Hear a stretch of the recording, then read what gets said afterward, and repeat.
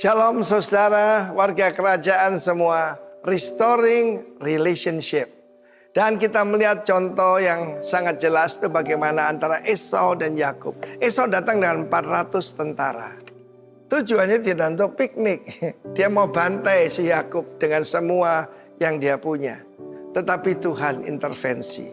Untuk restore harus repent terlebih dahulu. Kita tahu bagaimana di Sungai Yabok, bagaimana Yakub mengaku, aku ini penipu. Aku menipu kakakku, tapi dia ketemu dengan yang lebih hebat, yaitu Laban. Ya, ayah mertuanya, saudara, kakak dari ibunya. Itu saudaraku, kalau saya katakan kalau ini cuma ular tua, yang itu ular beracun, kalau itu naga beracun. Tuhan bisa pakai segala keadaan. Tapi antara Laban dengan Yakub pun sudah pernah terjadi, yaitu pemberesan.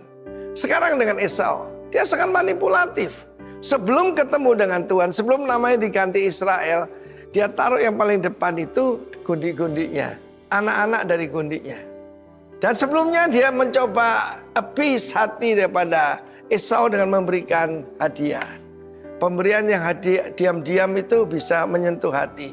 Tidak, dendam kesumat. Dan apa yang terjadi kemudian yang berikutnya, anak-anak Lea, terakhir Rachel.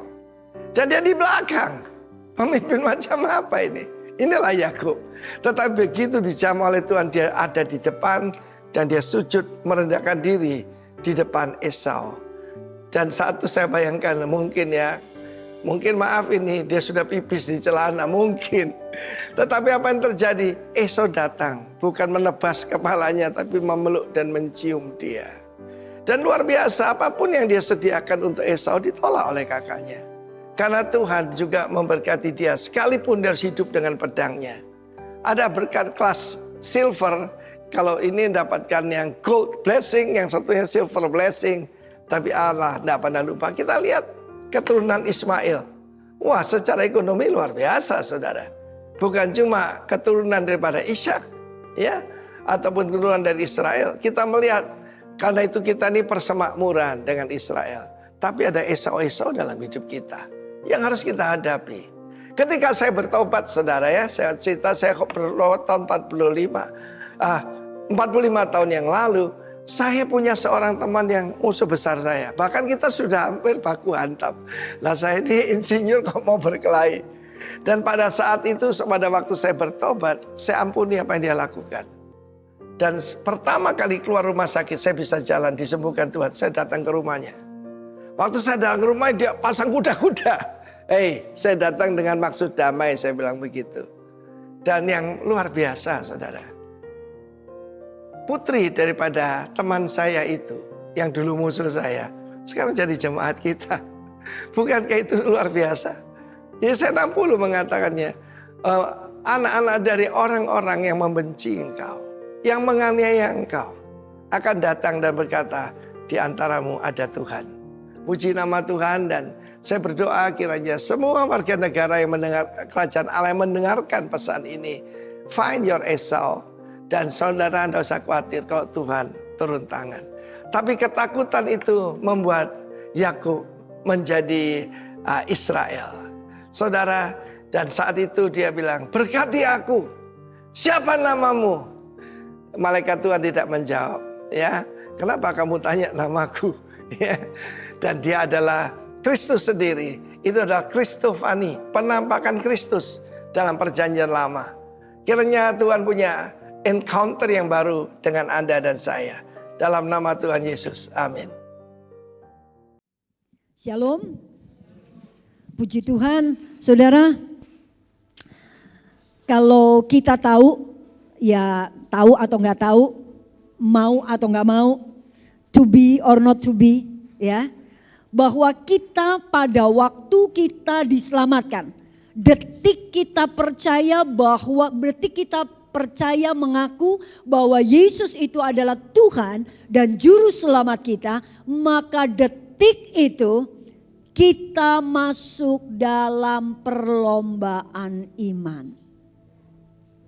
Detik itu kita ada di dalam satu perlombaan, yang di dalam perlombaan ini Kita tahu ada garis start and ada garis finish. Startnya waktu kita percaya bahwa Dia adalah Allah, Tuhan kita. Nah, yang jadi persoalan adalah waktu kita ada di dalam perlombaan ini, yang mana penulis kitab Ibrani diduga itu adalah Rasul Paulus.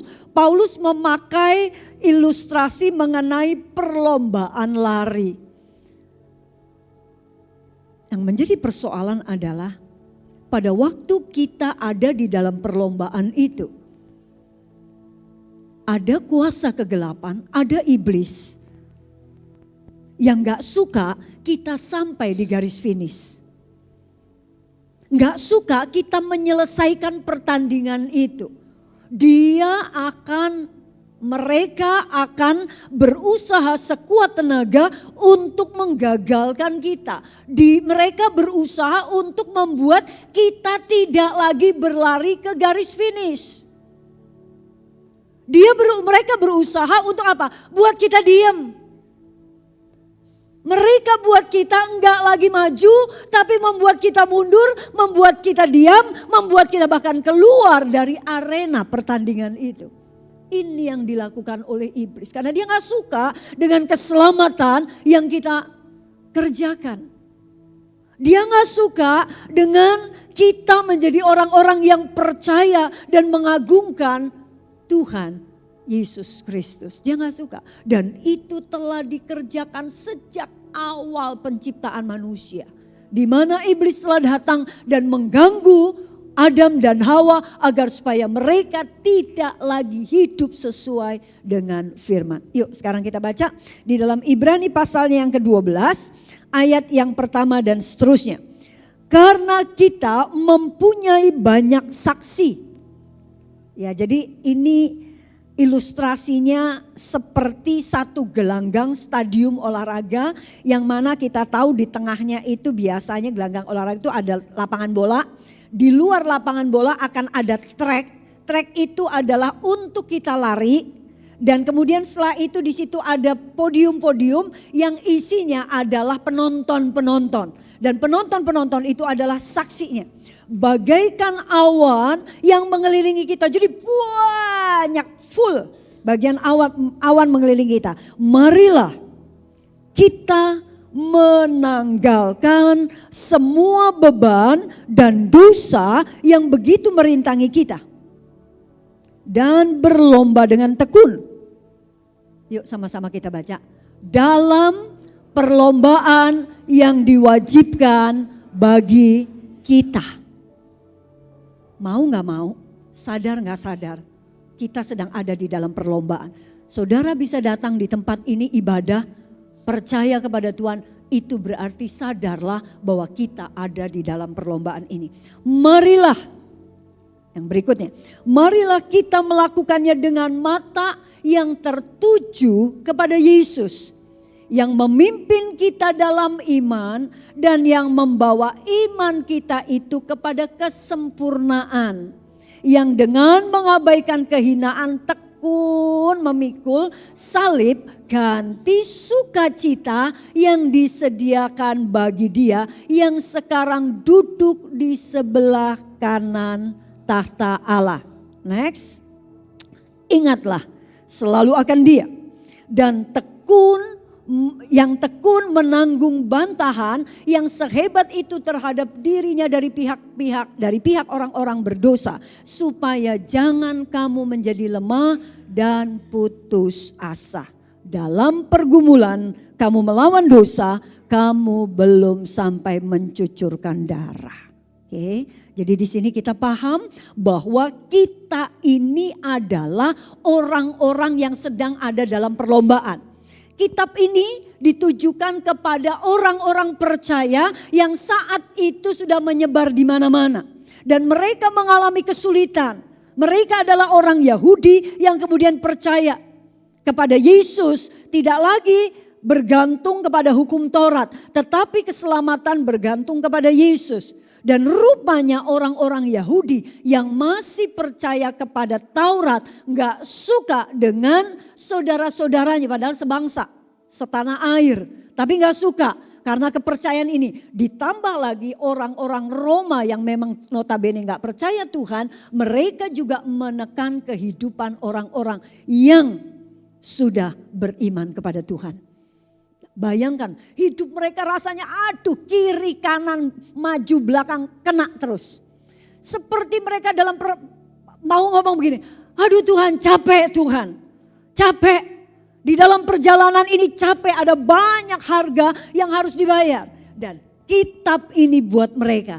Kitab ini sedang mengatakan ayo, ayo. You ada di dalam perlombaan iman. Bagaimana sekarang kita bisa memelihara iman kita? Yang pertama, Rasul Paulus mengatakan, kitab Ibrani mengatakan tanggalkan beban dan dosa. Saya nggak bicara soal dosa karena kita semua tahu orang yang berdosa itu adalah orang yang pasti menerima upah maut. Tapi saya sedang bilang ini beban. Beban itu bukan suatu yang dosa. Saudara kalau di dalam perlombaan lari ya, saya bisa ngomong begini karena saya dulu adalah pelari, bahkan saya sempat diminta untuk ikut PON, tapi saya digebukin sama papa saya, nggak boleh main gitu, nggak boleh ikut itu karena harus persiapan ujian demi ujian. Nah, saudara tahu yang namanya pelari itu bebas dia mau apa, mau pakai high heels, monggo, nek mau, monggo loh, nek mau pakai kembenan, kebaya, jaritan, monggo, gak ono seragam, gak ono seragam. Jadi mau pakai swanggul sampai kayak apa, monggo. Mau pakai bulu mata cetar membahana, monggo. Gak ada aturan mengenai itu, boleh. Dan tapi kita tahu, adakah seorang pelari yang pakai high heels? Ada seorang pelari yang pakai jaritan? Ono pelari yang pakai celana jeans? Gak ada. Ono pelari yang waktu lari sambil gembol bakul jamu. Ono? Gak ono. Gak ada. Karena apa? Kenapa mereka gak lakukan itu? Karena mereka tahu itu akan jadi beban. Dan itu akan mengurangi laju mereka. Bukan saja mengurangi laju, tapi itu bisa membahayakan mereka. Mereka bisa jatuh. Keseimbangan kurang. Karena itu, ini yang namanya beban. Yang namanya dosa, kalau dalam pelari itu kalau kita pakai doping. Begitu kita pakai doping, diperiksa urinnya, ketahuan, langsung diskualifikasi. Ya, nah kita sekarang tahu bahwa apa? Ini yang namanya beban. Beban apa? Beban enggak dosa, tetapi beban itu bisa menghambat laju perjalanan kita. Apa itu yang gak dosa tapi bisa mengganggu pada akhirnya? Hobi. Hobi bisa bikin kita pada akhirnya cuman hobi. Nonton boleh gak? Boleh. Ada di Alkitab yang tulis tidak boleh nonton. Gak ada. Boleh, boleh. Olga, boleh gak olahraga? Boleh. Gak ada di Alkitab ditulis gak boleh. Boleh. Tapi hati-hati. Jangan sampai ini semua awalnya cuma apa? Hobi. Awalnya cuma ngisi waktu. Tapi ujung-ujungnya memenuhi waktu dan pikiran kita. Yang harusnya kita ibadah jadi gak ibadah karena goes. Yang harusnya kita komsel gak sido komsel. Mergo karena apa? Karena tanggung. Episodenya masih belum beres. Nanggung kan kalau nonton, apalagi drakor 16 episode, betul. Kalau nonton mak encrit, aduh gak seru. Gablas anginnya, ya apa enggak? Jadi akhirnya yang harusnya kita doa gak sido doa. Yang harusnya kita ibadah gak jadi ibadah. Yang harusnya baca Alkitab gak moco Alkitab. Boleh lihat short, reels? Boleh? Boleh. Siapa bilang gak boleh? Tapi nek tangannya terus nyekrol. Mbok 24 jam sehari gak kira mandek. Ya apa enggak? Terus aja. Apalagi begitu kita scroll kemudian kita diem nih ngelihat itu. Itu teknologi udah nyerap tuh. Esther sukanya ini nih. Gak kira suwi. Berapa lama lagi metu menayang. Itu lagi. Untuk apa? Buat kita akhirnya 24 jam sehari yang Tuhan berikan buat kita. Tidak sedang membangun iman kita. Dan tidak sedang mempermuliakan Tuhan. Harta bisa, pekerjaan bisa. Itu jadi beban. Hidup ini adalah choice, pilihan. Saudara mau pilih apa? Pilih untuk sadar bahwa kita ada dalam perlombaan iman atau kita gak sadar. Kadang-kala maaf sekali. Kadang-kala kita ibadah, betul ibadah. Tapi mari kita tahu, sadari. Waktu kita di dalam ibadah, kita sedang apa? Cari Tuhan. Tapi waktu ibadah terus HP ini gak mari. Terus balesin chat, balesin apa. Waktu datang di ibadah, tapi pikirannya melayang. Hayalanku melayang. Nggak sadar bahwa sebetulnya firman Tuhan bilang apa sih? Segala sesuatu boleh, tapi nggak segala sesuatu itu berguna dan membangun iman kita. Itu sebabnya ayo, apa yang berguna, apa yang membangun, memang kita bebas melakukan apapun. Bebas, kecuali dosa, ya. Bebas, tapi perhatikan itu berguna dan membangun iman kita enggak. Dulu zaman tahun 90-an, Pak Gatot tuh senengnya main games Snake Bite tuh loh. Tok gitu. Saya nih masih pacaran sama dia. Saya datang, Mas, Allah, masa Allah. Hati-hati loh yang kayak begini. Saya bilang, ayo berhenti. Dia bilang, kamu tolong saya. Jadi tiap kali dia udah mau kepuntir, saya lihat udah ngintip nih saya. Begitu dia udah mulai mau buka itu, stop. Oke, stop. Itu bisa jadi beban pada akhirnya. Maaf ya, kadang-kadang hal yang begitu orang datang kita cuekin. Iya nek orangnya pas kuat-kuat iman gak apa-apa. Nek uangnya gak kuat iman, Allah aku dicuekin rek. Oke kalau gitu aku gak usah gereja neng kene. Kayak gereja neng liane. Iya pora. Jangan sampai berkat yang Tuhan berikan buat kita itu menjadi beban buat kita. Iblis tuh tahu. Iblis tuh bukannya bodoh ya. Dia nggak tahu masa depan ya. Tapi dia bisa mempelajari kita. Orang tanda tangan aja orang langsung tahu kok. Oh kamu orangnya begini-begini. Ya apa enggak? Suruh gambar. Pak Gatot pernah disuruh gambar pohon. Lah kok dari gambar pohon tuh loh. 25 halaman. Ditulis bagaimana Pak Gatot itu orangnya. Diwoco sampai 25 halaman. Allah tepak rek. Allah podo plek ketiplek. Cuma suruh gambar loh. Iblis tahu. Kelemahan kita apa tahu. Tapi yuk buang semua itu.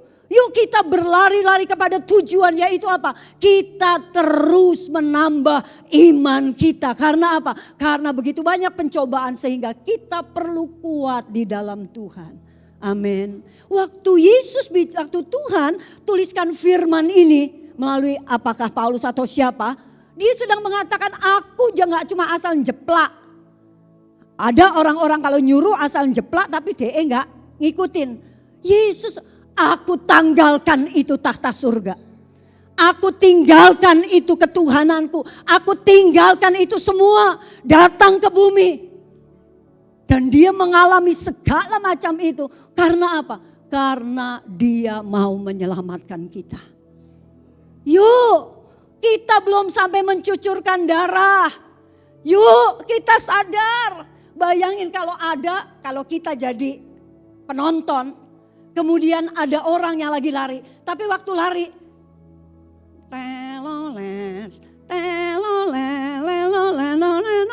Tahu ya, orang kalau lari kan ngelak, haus. Udah gitu telolet, itu kan es krim balls ya. Langsung apa, berhenti. Pak, 2 Pak, tolong saya minum. Ini yang teman-teman pada lari, kita apa? Kita mandek. Coba bayang orang yang lagi ini. Pak ngomong gini, halah. Kok ini nomor sekian? kok dia berhenti? Bukankah dia nggak tahu kalau dia ada di dalam pertandingan? Orang pertandingan itu 1 detik pun nggak boleh. Saya waktu menjadi pelari dikatakan, Esther, you nggak boleh tengok kiri kanan.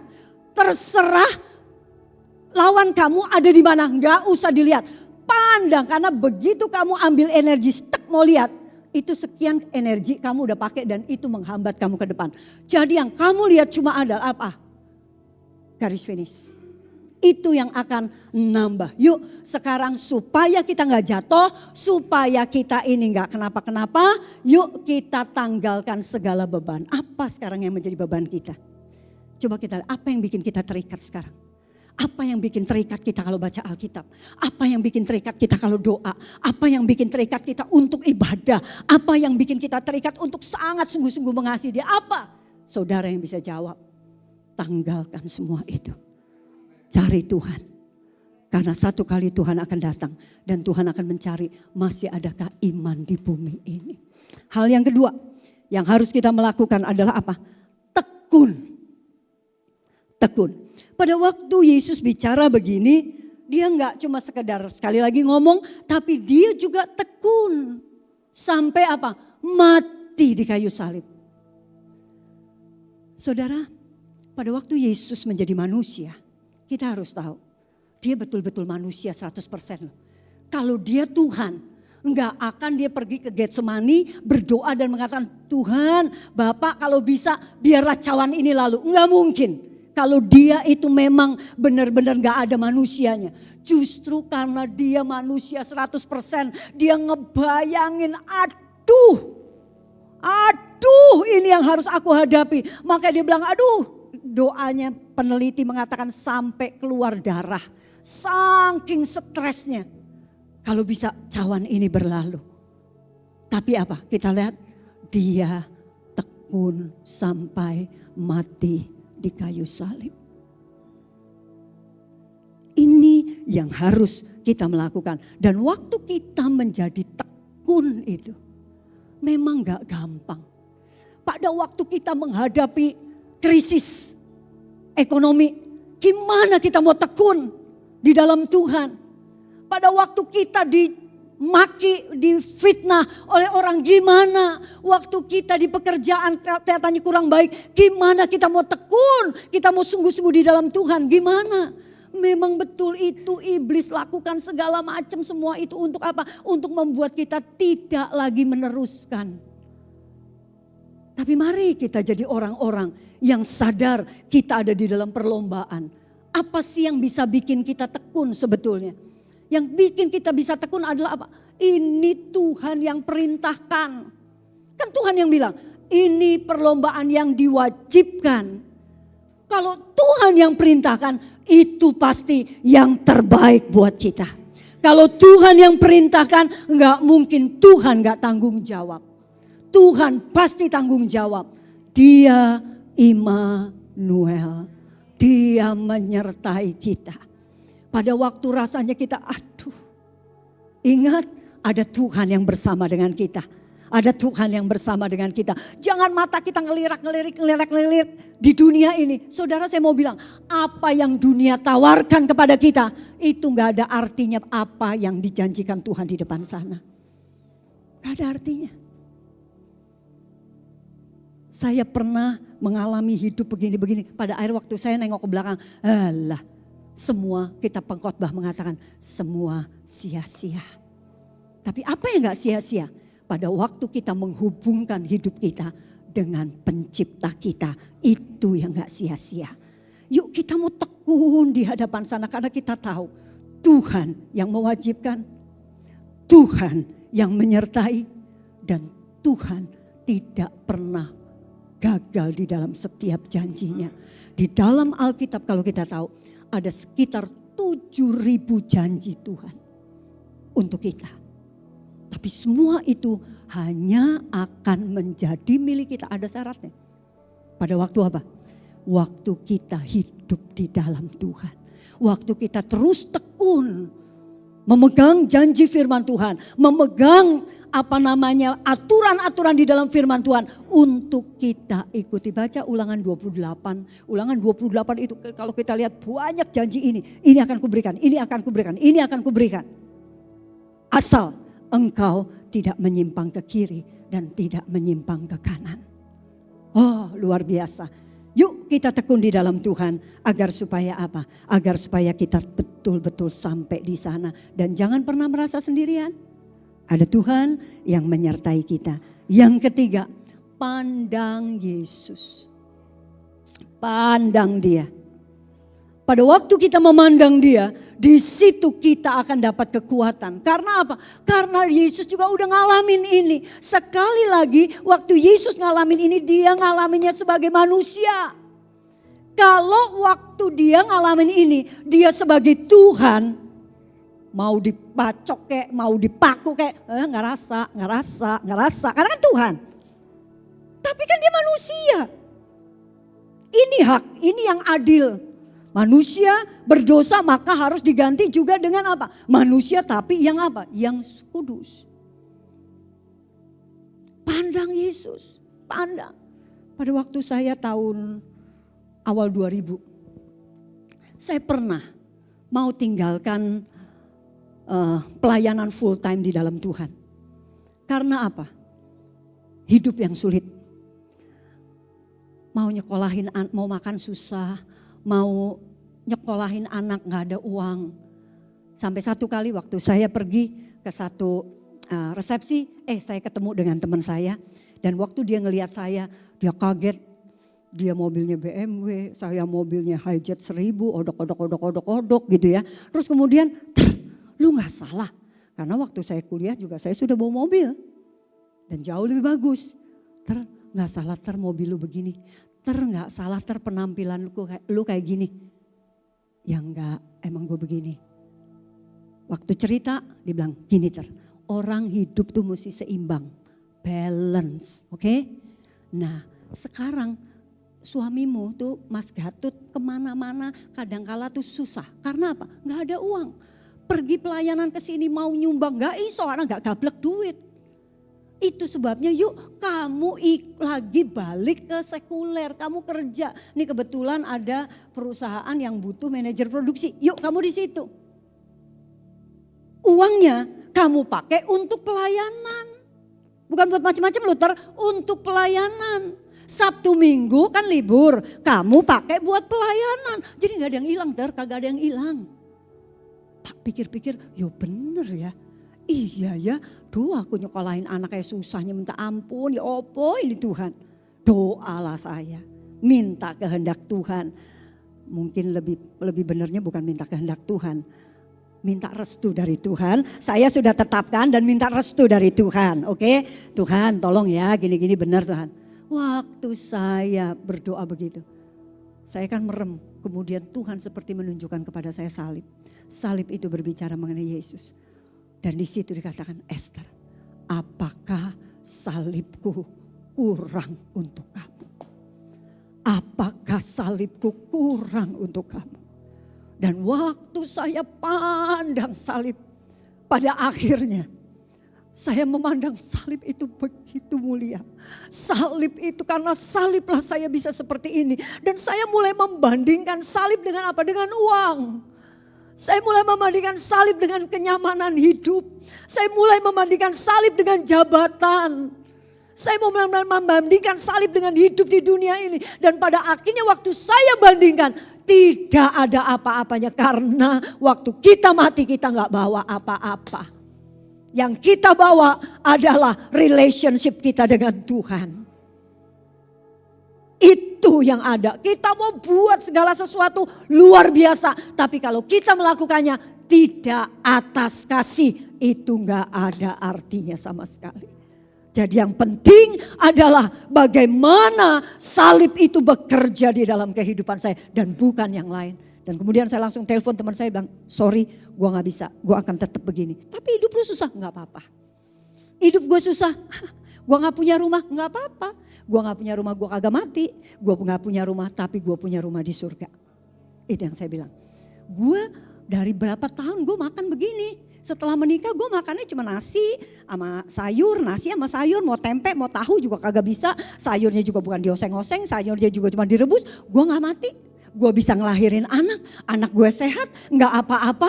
Karena saya tahu berkat itu datang dari Tuhan. Dan berkat itu tidak selalu harus dihitung dengan uang. Uang banyak tapi kita gak bisa nerima apa-apa ya gak bisa, betul gak? Jadi yang penting adalah walaupun aku makan nasi mbek godong pohong. Tok, lek, glege aneh capcay, glege aneh soto ayam. Lu kan gak apa-apa, ya apa enggak? Itu loh Tuhan berikan itu luar biasa. Akhirnya saya betul ya cuman pandang Yesus. Dan akhirnya Tuhan berikan kekuatan. Amin. Puji nama Tuhan. Ya, ayo yang terakhir.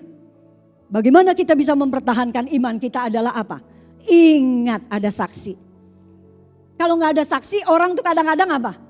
Ya udah bodo amat, emang gue pikirin, betul nggak? Kita bisa ngelakuin apa? Tapi ingat ada saksi. Kita ada di dalam perlombaan dan sekeliling kita adalah siapa saksi-saksi? Siapa saksi itu? Saksi itu adalah orang-orang yang telah mengakhiri pertandingan dengan baik. Di sana ada Paulus, ada Petrus, ada Yakobus, ada Yohanes. Di sana ada siapa? Ada papa saya, ada mama saya, ada kakak saya. Di sana ada siapa? Ada pendeta saya yang sebelumnya. Itu yang telah membimbing saya. Di situ semua ada karena mereka telah mengakhiri pertandingan dengan baik. Dan waktu kita jatuh, mereka sedang mengatakan, Esther bangun, ayo jalan lagi, lari lagi. Itu yang membuat kita pada akhirnya kuat. Bukankah supporter selalu dibutuhkan? Betul? Oleh sebab itu ingat, mari kita hidupkan gambaran yang penulis Ibrani ini nulis. Jangan kita nggak sadar bahwa kita ini ada di dalam pertandingan. Jangan kita nggak sadar sehingga kita menghabiskan 24 jam sehari yang Tuhan berikan buat kita. Hanya apa? Hanya untuk hal-hal dunia yang itu nggak ada hubungannya dengan kekekalan. Sadar mengenai hal ini. Wahyu 2 ayat yang ke-10 mengatakan, hendaklah engkau setia sampai mati dan aku akan mengaruniakan kepadamu mahkota kehidupan.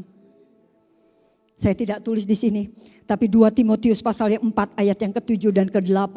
Ini ayat yang sering kali kita melihat pada waktu ada kematian.